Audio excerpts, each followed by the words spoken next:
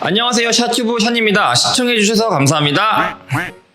오늘은 조건부 입학으로 대학교에 진학한 다음에 편입을 하는 게 왜 힘든지에 대해서 말씀을 드릴게요.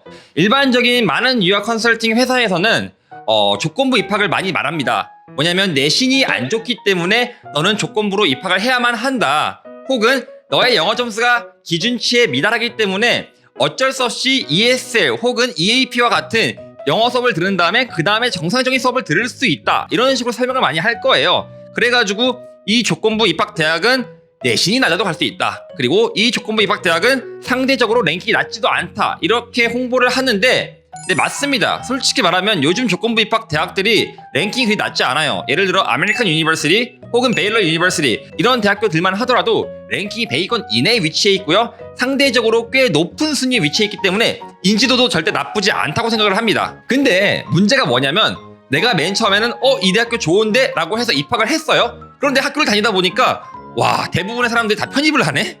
나 혼자만 여기 남게 생겼네? 이런 식의 고민을 하게 된단 말이에요.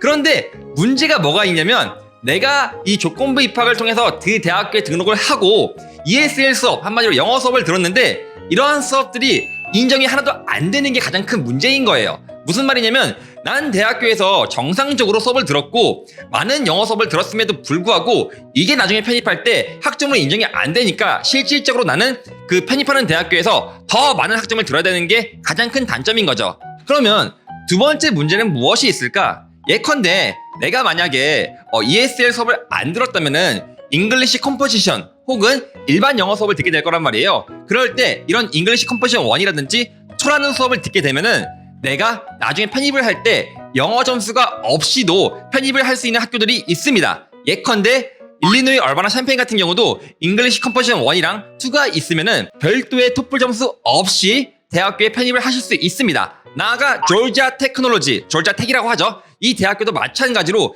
잉글리시 컴포지션 1, 2가 있으면은 별도의 영어 점수 없이 편입을 할 수 있게 됩니다. 단 여기서 문제가 뭐가 있냐면 내가 잉글리시 컴포지션을 들으려면은 ESL 수업을 듣게 된단 말이에요. 그런데 ESL 수업을 다 듣고 나서 잉글리시 컴포지션 수업을 들을 때는 내가 편입할 시점이랑 겹쳐요. 그렇기 때문에 내가 편입할 때는 잉글리시 컴포지션이라는 수업을 다 못 듣게 되는 거죠. 그러니까 결론적으로는 영어 점수를 제출할 수밖에 없는 상황이 오게 됩니다. 그러니까 아무래도 편입에 좀 더 어려울 수 있겠죠. 그런데 여기서 가장 큰 문제는 공대생들입니다. 공대생들이 가장 어려워요. 왜냐하면은 공대 같은 경우는 1학년 1학기 때 칼큘러스 1을 들어야지 1학년 2학기 때 칼2를 듣게 되고요. 그런 다음에 2학년 1학기 때 칼3를 듣고 그 다음에 2학년 2학기 때 뭐 linear algebra, differentiation, 아니면 discrete structure 이런 과목들을 듣게 되는데 한마디로 1학년 1학기 때부터 들어야 되는 과목들이 정해져 있어요. 공대 같은 경우는. 근데 내가 만약에 그때 ESL 수업으로 도배를 해버리잖아요. 맨 처음부터. 그러면 내가 들을 수 있는 과목들이 많이 없어지는 거예요. 나아가 공대 같은 경우는 케미스트리도 1, 2, 피직스도 1, 2 그런 다음에 일렉트리컬, 메카니컬 같은 경우는 뭐 퀀텀 피직스, 떨마 피직스 그런 다음에 컴퓨터 사이언스 과목 같은 것도 들어야 되는데 무슨 말이냐면은 내가 들어야 되는 전공 필수 이수 과목들은 정말 많은데 정작 내가 조건부 입학으로 입학을 하게 된다면은 내가 들을 수 있는 그런 필수 과목들을 제때 이수를 하지 못하게 되는 거죠. 그러니까 막상 나는 2년을 다녔어. 그럼에도 불구하고 내가 3학년으로 편입할 수 없게 되는 거예요. 왜? 이러한 전공 필수 과목들을 못 듣게 되었으니까. 왜 못 듣게 되었냐? 바로 내가 조건부 입학으로 입학을 했기 때문인 거죠. 그러니까 결론적으로 말씀을 드리면 조건부 입학으로 내가 대학교에 입학을 해요.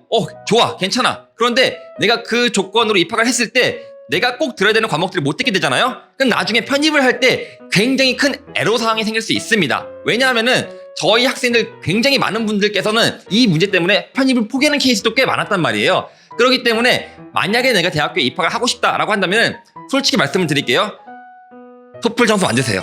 그리고 IELTS 점수 만드세요. 그리고 조건부 입학으로 가지 마시고 직접 입학, 한마디로 조건부 없이 그냥 레귤러로 맨 처음부터 가시는 게 가장 좋습니다. 그렇게 해야지만 내가 나중에 편입할 때 필요한 과목들을 듣게 되고요. 그렇게 되면 선수 이수 과목이라 하는 프리리퀴짓들을 전부 다 채울 수 있게 됩니다.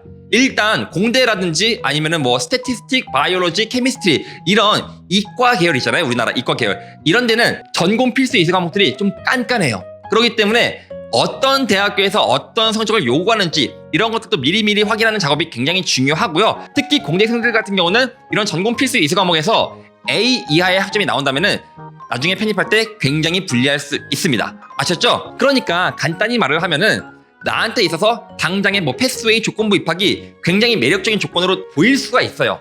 그럼에도 불구하고 나중에 그 대학교에 그냥 졸업을 하는 게 아니라 편입을 하기 위해서는 그게 자신의 발목을 잡을 수 있다라는 점, 이 점은 꼭 한 번씩 염두하시는 걸 추천드릴게요. 아셨죠? 그러니까 뭐 막말로 패스웨이를 간다고 해가지고 무조건 편입을 못하는 것도 아니에요. 그리고 직접 입학을 한다고 해서 무조건 편입을 잘하는 것도 아닙니다. 그럼에도 불구하고 내가 필요한 전공 필수 이수 과목들이 어떤 것들이 있는지, 그리고 내가 패스웨이를 한다는 가정하에 그런 필수 이수 과목들을 이수할 수 있는지 없는지 여부를 꼭 확인하시는 게 가장 중요합니다. 아셨죠? 물론 GPA 관리는 당연히 중요하고요.